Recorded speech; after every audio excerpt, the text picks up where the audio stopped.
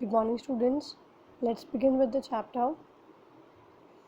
He recalls with great excitement his wonderful journey to the edge of the earth. There were 16 students and 4 teachers headed by Professor Green. So, in his excitement, he recalled his journey, wonderful journey to the edge of the earth. वो लोग कहाँ जा रहे थे? Antarctica. There were 16 students and 4 teachers headed by Professor Green. Professor Green was the head teacher and there were total 4 teachers and 16 students. They reached the white continent in the month of September, a fairly good month to explore Antarctica. और वो कब गए थे? In the month of September, जो कि एक बहुत ही अच्छा मंथ, बहुत ही अच्छा टाइम है अंटार्कटिका को एक्सप्लोर करने के लिए. The students were surprised to see the numerous seals come to shore and then were horrified to learn that these seals were killed with clubs or rifles. बच्चों को ये बात जान के बहुत सरप्राइजिंग लगा, बहुत ज़्यादा शॉकिंग सरप्राइज़ लगा कि यहाँ पे जो है ज़्यादा से ज़्यादा ये जो है सील्स मतलब जो एक सील एक होता है एनिमल, वो किनारे पे आ जाता है. एंड दे वर हॉरिफाइड, वो बहुत डरावने थे क्योंकि to learn that these seals were killed, और क्योंकि वो सील्स जो हैं वो मारे जाते थे किससे? क्लब्स और राइफल से. एक हैवी स्टिक होती है क्लब, जिसे एक वेपन की तरह यूज़ करते हैं, एक हथियार की तरह यूज़ करते हैं. उस क्लब से और राइफल से मारे जाते थे क्योंकि वो थोड़े से हॉरिफाइड सी एनिमल्स थे. Professor Green said sometimes they are shot in the water from boats. Professor Green ने बताया कि कभी कभी ये बोट्स में वाटर मतलब जो बोट होती है उसमें बैठ के लोग जाते हैं और पानी में भी इन लोगों को मार देते हैं. 3 out of 5 seals are lost and many seals are wounded. 5 में से 3 सील्स जो हैं वो लॉस्ट हैं यानी कि गुम हैं, और बहुत सारी ऐसी हैं जो अभी भी घायल हैं. Shooting seals in the water is the most destructive method of hunting them. और पानी में इन सील्स को शूट करना सबसे ज़्यादा डिस्ट्रक्टिव मेथड है इनको हंट करने का. इन्हें अगर मारना ही है तो पानी से बाहर आके मारें, पानी के अंदर नहीं. The professor entertained the students with a piece of information saying, also professor ने क्या किया? बच्चों के साथ कुछ इन्फॉर्मेशन शेयर करी and they were entertained with the information. While trying to kill seals, sealers often get bitten and frequently on the fingers. What the professor told was कि इन सील्स को मारते समय कभी कभी क्या होता है कि जो सील्स हैं वो काट लेती हैं. किसको? सीलर्स को. जो मारने आते हैं उन्हें कभी कभी फिंगर्स पे काट लेती हैं. The result is very nasty and painful infection as the finger goes septic. और इसका रिज़ल्ट बहुत ही अजीब और नास्टी है क्योंकि उसमें पेनफुल इन्फेक्शन होता है और फिंगर में क्या होता है? सेप्टिक हो जाता है. सेप्टिक होता है एक तरीके का इन्फेक्शन जो आपकी बॉडी में फैलता है किसी भी चीज़ के काटने से या लगने से. So followed by the loss of use of that finger. और उसके बाद हम उसको फिंगर को यूज़ कहीं भी नहीं कर पाते हैं, तो कभी कभी वो सील्स काट भी लेती हैं. It will still be there but completely immobile. It is known as sealer's finger. Ironically, not used to pull the trigger to shoot seals. और इससे बेटर तो उन्हें दूर से ही शूट कर देना चाहिए, ट्रिगर दबा के. किसको? सील्स को दूर से ही ट्रिगर दबा के शूट कर देना चाहिए, पानी में उतर के नहीं मारना चाहिए. The group stood at one place and simply turned around. और वो ग्रुप एक जगह खड़ा होकर उनकी बात सुनने लगा. They simply couldn't take enough of the beauty of the quiet, stark and wide glistening land with no wildlife. और वो वहाँ खड़े होकर देखने लगे. क्या? वाइट ग्लिस्टिंग लैंड, एक तरीके का स्पार्कलिंग. ग्लिस्टिंग मतलब होता है स्पार्कलिंग लैंड, बिल्कुल shining land without any wild life. वहाँ पे बहुत ज़्यादा शाइन थी क्योंकि वहाँ पे बर्फ़ थी और बर्फ़ हमेशा शाइन करती है. और वहाँ पे बहुत क्वाइटनेस, वहाँ पे बहुत शांति थी. वहाँ पे स्टार्क, इट वॉज स्टार्क मतलब है डेसोलेटेड, यानी कि बहुत ही अलग सी शांत सी जगह थी, एकदम अलग कोने में. And it was white because of the snow. It was glistening because snow shines. So that glistening land with no wildlife. वहाँ पे कोई जानवर नहीं थे. Wildlife मतलब जंगली जानवर. The 24-hour daylight was an extraordinary experience. और वहाँ पे 24 hours क्या था?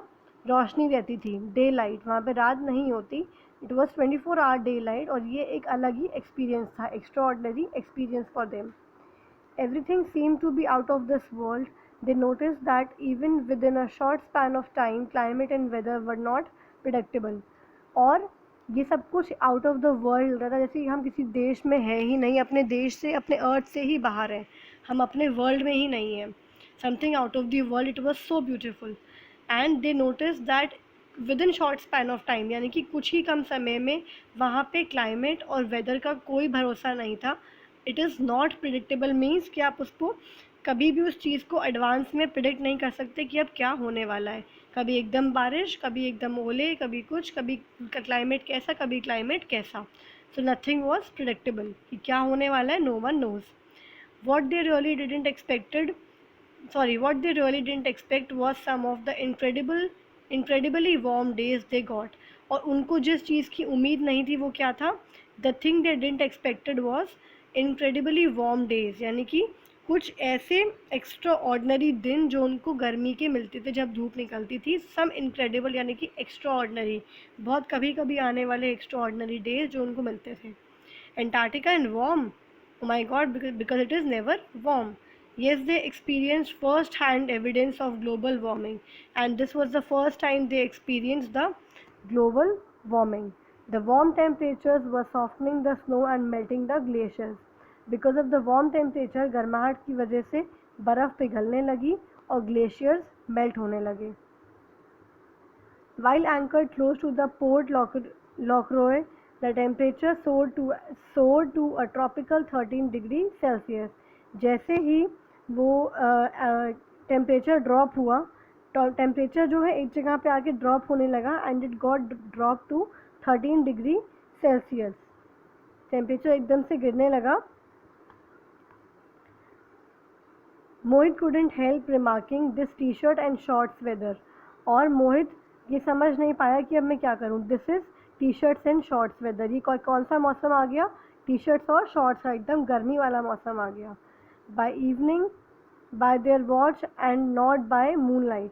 बाय देयर वॉच, मूनलाइट को देखते हुए नहीं, वॉच को देखते हुए. बाय इवनिंग यानी कि शाम हो गई थी. The group got into their big tent and they hurried to grab their mugs of hot chocolate milk. अब वो अपने टेंट में आके हॉट चॉकलेट मिल्क का टाइम का वेट कर रहे थे. They wondered if they would get only ice cream throughout their stay in Antarctica. उन्हें तो उम्मीद थी कि उन्हें सिर्फ आइसक्रीम ही आइसक्रीम मिलेगी अंटार्कटिका में, बिकॉज वहाँ पे बहुत ठंड थी. With ice and snow blanketing virtually the entire continent, the environment was believe to be just too harsh and barren to support anything beyond occasional human visitors. और वहाँ पे इतनी बर्फ़ थी और इतनी स्नो थी कि वहाँ पे पूरा कॉन्टिनेंट जो था, पूरा एनवायरनमेंट, वो यही बिलीव करता था कि वहाँ पे गर्मी कभी हो ही नहीं सकती. बट ओकेजनली वहाँ पे लोग आते थे और इनको फर्स्ट टाइम वहाँ पे बर्फ़ मिली. It was believe that Antarctica has virtually no life, and they believed that there was no life on Antarctica. This is untrue, and this is not true. This is untrue because there were 16 students and 4 teachers on the entire continent, Antarctica continent, and there we have life. Life exists there. Scientists have in recent years learned that while the life might not be visible, it is most definitely there in the snow, in the ice. And what the scientists would believe that कि वहाँ पे life भले ही दिखे नहीं, भले ही life visible ना हो, लेकिन फिर भी वहाँ पे लाइफ है. स्नो में है, आइस में है, in the lakes and the streams under the ice and in the waters under the ice sheets. वहाँ पे हर जगह लाइफ है. बर्फ़ में, स्नो में, वहाँ पे लेक्स में है, वहाँ पे आइस हर जगह है, और वहाँ पे लाइफ भी है. It is the kingdom of microbes of tiny bacteria and other microscopic organism. और वो कैसा किंगडम है, छोटे छोटे बैक्टीरियाज का, छोटे छोटे माइक्रोस्कोपिक ऑर्गेनिजम्स का.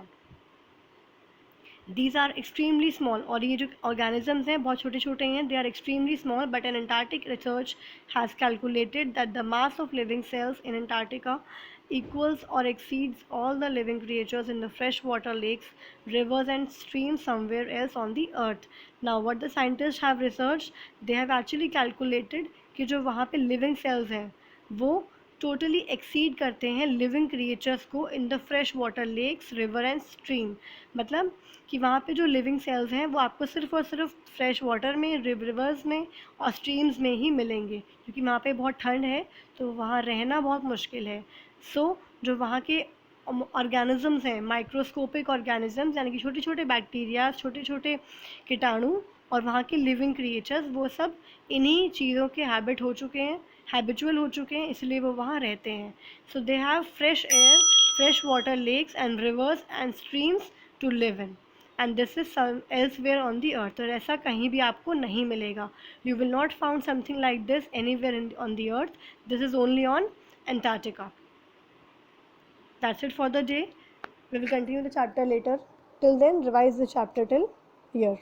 Thank you so much and have a good day.